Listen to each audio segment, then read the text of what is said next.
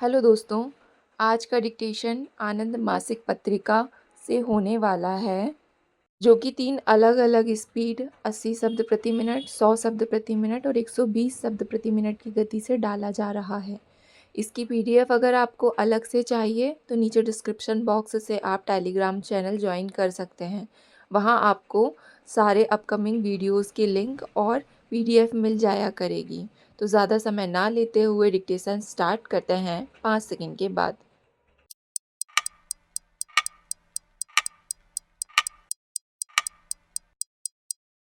Start. सभापति महोदय, हम निसंदेह किसी बात में परिवर्तन केवल परिवर्तन के लिए नहीं करते।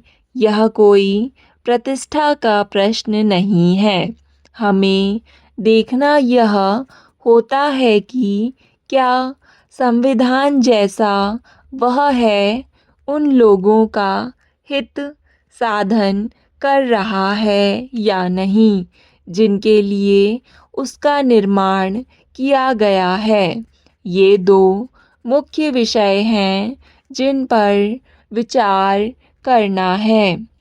अगर किसी परिवर्तन की आवश्यकता है तो वह लोकतंत्र को करने के लिए ना होकर उसे और सार्थक बनाने के लिए होगा। उसे सुरक्षित रखने और अधिक जीवंत बनाने के लिए होगा। दुनिया जैसे जैसे आगे बढ़ती है, समाज, परिस्थितियाँ, इन सभी में लगातार परिवर्तन होता है और यह सिलसिला अनादिकाल से चलता आ रहा है। लेकिन हमारे समय में परिवर्तन न केवल हमारे देश में बल्कि सभी देशों में बहुत तेज़ी से हो रहा है, जिसका कारण है विज्ञान और प्रौद्योगिकी और आर्थिक स्थिति पर उनका प्रभाव। प्रत्येक समाज को जीवित रहने के लिए और जो भी चुनौतियाँ सामने आएं, उनका उत्तर देने के लिए इस प्रगति के साथ कदम मिलाते हुए आगे बढ़ना होता है। आप सबको इस समस्या पर इसी दृष्टि से विचार करना है। जैसा कि मैंने कई अवसरों पर कहा है, हम निश्चय ही कानून विशेषज्ञों की सलाह और उनके लंबे अनुभव का लाभ अवश्य ही उठाना चाहते हैं।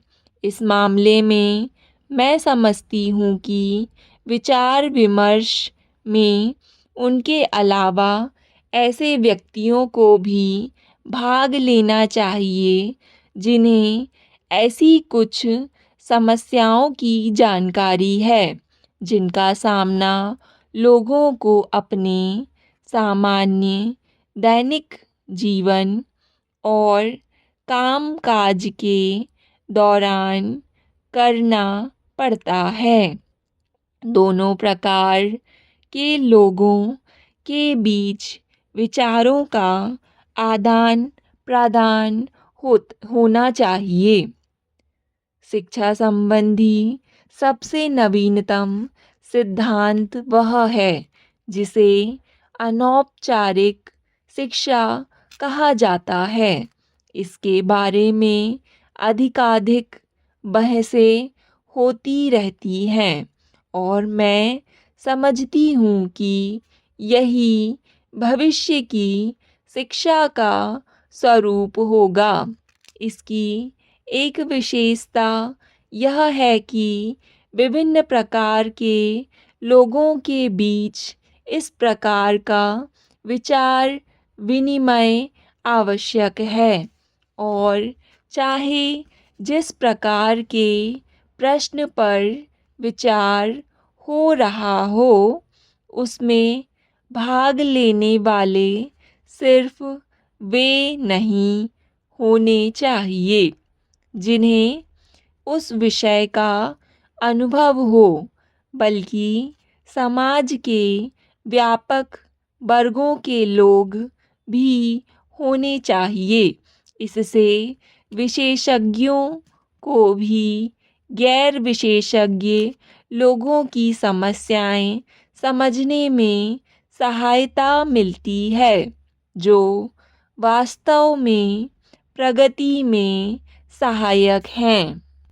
सभापति महोदय, जब हमने एक बार कानून बना दिया तो उससे केवल वकीलों का ही संबंध नहीं होता जो अदालतों में उसके पक्ष समर्थन या उसकी व्याख्या करते हैं, बल्कि यह भी प्रश्न उठता है कि लाखों सामान्य नागरिकों पर उसका क्या प्रभाव पड़ता है। इन लाखों लोगों में से कुछ एक विचार जानना लाभदायक होता है। स्पष्ट है कि हम उन सब के पात्र तक नहीं पहुंच सकते। तो यह बात थी मेरे मन में कि इन सब बातों में जहां हमें आपके मार्गदर्शन की आवश्यकता है, जहां हम सलाह लेना चाहते हैं कि क्या किया जा सकता है, कैसे किया जा सकता है, राष्ट्रीय जीवन के दीर्घकालीन हितों को ध्यान में रखते हुए क्या करना ज़्यादा अच्छा है, वही हम आपको यह भी बताना चाहेंगे कि जनता के विभिन्न वर्गों को किन कठिनाइयों का सामना करना पड़ रहा है। यह दुर्भाग्यपूर्ण किंतु सत्य है कि हमने निर्धनतम और कमज़ोर से कमज़ोर लोगों के अधिकारों की रक्षा के लिए जो भी प्रयास किया है, उसके बावजूद हम उन्हें न्याय नहीं दिला पाए हैं। न्याय व्यापक अर्थों में, जिसके अंतर्गत आर्थिक न्याय शामिल है, लेकिन हम सामान्य अर्थ में भी, यानी न्यायालयों से संबद्ध मामलों में भी न्याय नहीं दिला पाए हैं। हम देखते हैं कि संपन्न व्यक्तियों के पास न केवल पैसा है, बल्कि उनके पास अपने हितों की रक्षा के लिए अन्य अनेक साधन भी हैं, जो अपेक्षाकृत ज़्यादा गरीब व्यक्तियों के पास नहीं हैं। तो ये कुछ समस्याएं हैं, लेकिन यह बात संविधान पर नहीं बल्कि न्याय प्रणाली पर लागू होती है। इस प्रणाली में हम सुधार कैसे करें, इसका एक अंग कानूनी सहायता देना, और यह एक उपयोगी और अच्छा विचार है।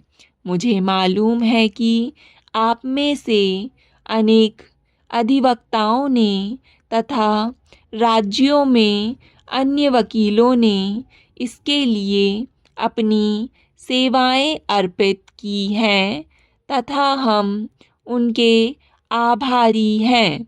लेकिन मैं सोचती हूँ कि हमें इस प्रश्न पर और गहराई से विचार करना चाहिए, यानी यह सोचना चाहिए कि क्या न्याय प्रणाली में कोई ऐसा परिवर्तन नहीं किया जा सकता, जिससे इस प्रकार की कानूनी सहायता की आवश्यकता न अनुभव की जाए और नागरिक स्वयं ही यह अनुभव करे कि उनके पास पैसा हो या ना हो, उन्हें सर्वोत्तम न्याय मिलने की पूरी संभावना है। मेरे कहने का तात्पर्य यह है कि कभी कुछ गलतियां भी हो सकती हैं। स्टॉप। डिक्टेशन पसंद आए तो वीडियो को लाइक तथा चैनल को सब्सक्राइब ज़रूर करें। धन्यवाद।